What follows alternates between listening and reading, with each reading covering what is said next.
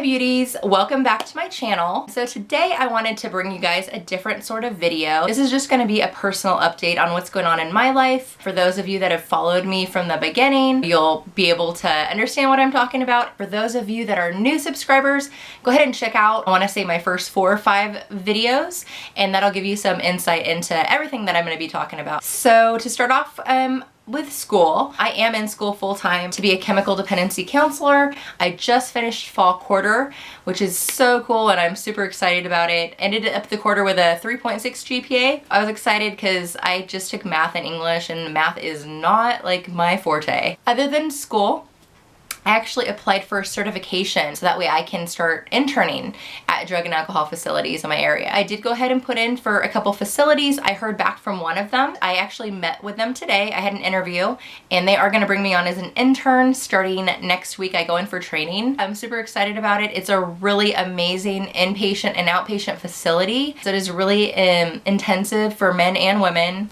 and that's kind of what I wanted to do as far as getting my foot in the door. So I am really excited to start there. Look for future videos on like addiction and recovery, because I'm sure I'll go into a lot more detail on those videos. Other than that, I did want to talk to you guys a little bit about what's going on with my husband's case. There is some more information that's kind of come to light, which is pretty amazing information. He had applied for resentencing May of last year. So it's almost been a year since we filed this petition for resentencing.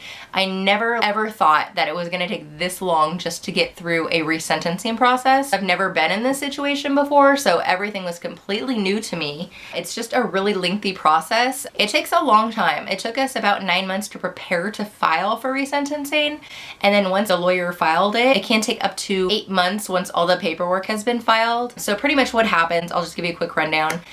So your lawyer files they call it a PRP in Washington state, but it's just a petition for resentencing. Once your lawyer files that information, it gets sent to the courthouse where he was sentenced. And then once it goes to the courthouse, it gets sent to the prosecutor's office. The prosecutor has 60 days to respond. And then once they respond, we get that information, and then we have 30 days to respond to whatever they responded with. So you can see right there, it's really lengthy. It's the 60 days that they have, and then we have 30 days. And then once those 30 days are up, then it gets sent to a judge. It's like one judge it gets sent to. That judge pretty much like looks at that file, that petition, and they'll like decide whether, you know, this is something that they want to move forward with, that they're going to take seriously, or if it's something that like they don't really think there's good reason behind it, then they'll deny it. So in our case, they approved it. That judge said, okay, like this case, there's a lot of reason behind this, so we're gonna go ahead and approve it. So that was like phase 1 for me. I was like, sweet, we like, you know, passed phase 1, awesome, like we're moving on to the next stage. Then it gets sent to a 3-panel judge.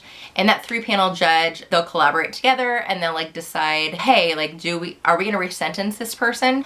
So this is like the biggest part of the process before they're resentenced. It's like the most anxiety-driven part, the most stressful part, you know, it's just obviously waiting. The first week of February, we found out about the first judge approving it.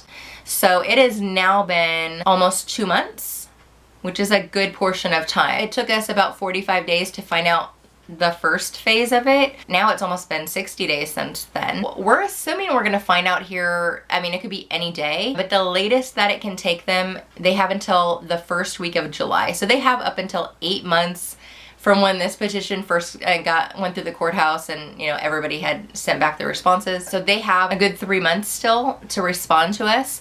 But this is like the new information that we found out. When the lawyer contacted my husband initially, sent him some paperwork. And my husband had given it to a buddy of his who had just filed for resentencing. I guess just to give him more information on what would happen or like what was going on. So this buddy of his ended up going to the hole.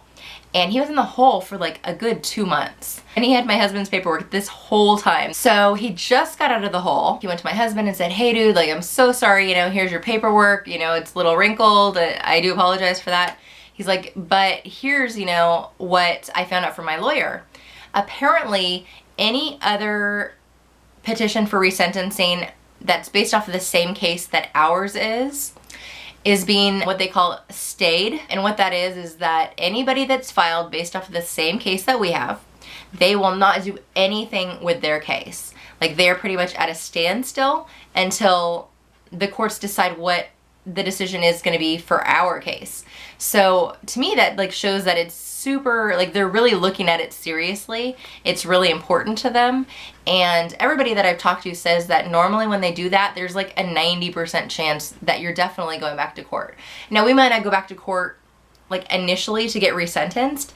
They can do what's called an open argument, where our lawyer is going to go in front of the judge with the prosecutor that's handling the case, and they'll each give, you know, their arguments on why he should be resentenced or why he shouldn't be resentenced. I think we have a really good chance just because the prosecutor had no cases that they were basing this off of. Like, they just said, oh, you know, we feel like he shouldn't be resentenced. Us, on the other hand, we're basing everything off of modern science, brain science, 20 plus years of research that these neuroscientists have done, and stuff that's been going around all around the United States. People are talking about it like everywhere. California's passed laws based off of this. So I think there's like a really high chance that it is going to go through and he is going to get resentenced. So I'm super excited about that.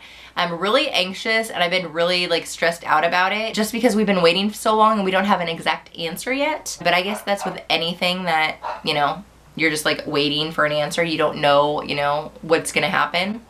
So anyhow, that's what's going on with his resentencing. That's what's going on with school. I think that is about it, you guys. I mean, I really don't have a life outside of like school and like visiting and like working on his case and, you know, resentencing and all of that. School keeps me super busy because I'm taking usually 15 credits a quarter. Other than that, my next big countdown is our family visits. We've been waiting 3 years to get them, which is a really long time. We're eligible for family visits November 22nd. We're getting close to the 6-month mark, and that'll be May 22nd. So we're getting close. It's springtime. We only have a couple more seasons until we get approved for family visits. I'll actually be able to like spend a couple days with my husband alone without like people watching, COs watching, or telling us like what we can and can't do. Just like having that like private time alone with him, which will be super exciting. And it's not like what everybody thinks. Most people think family visits, they think conjugals, they think sex, but like it's not even about that for us. I mean, it is a portion of it, but it's mainly just being able to spend time alone with my husband without other people around, which it'll be really nice. If you guys have any questions about anything that I talked about today, go ahead and comment down below. I'm more than happy to answer any questions that you might have. Please like this video if you did like it. I know it is a little different than I usually do. If you'd like to see me do more personal updates on resentencing and like our situation and just like our life in general, if you are a new subscriber to this channel, please go ahead and subscribe. Please join our secret life of a prison wife family. We are more than happy to have you with us. There are going to be some new videos coming up. Like I said, I'm going to do some on addiction and recovery.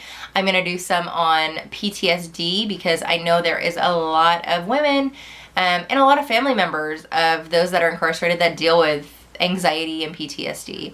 And I was diagnosed in 2005 with it, so I do have a lot of experience dealing with it. And I hope you guys will like continue to follow me and all of my admins that are on this journey with me, all of the members of our support group. Like I said, go ahead and like, comment, subscribe, and I will see you guys next time. Love ya.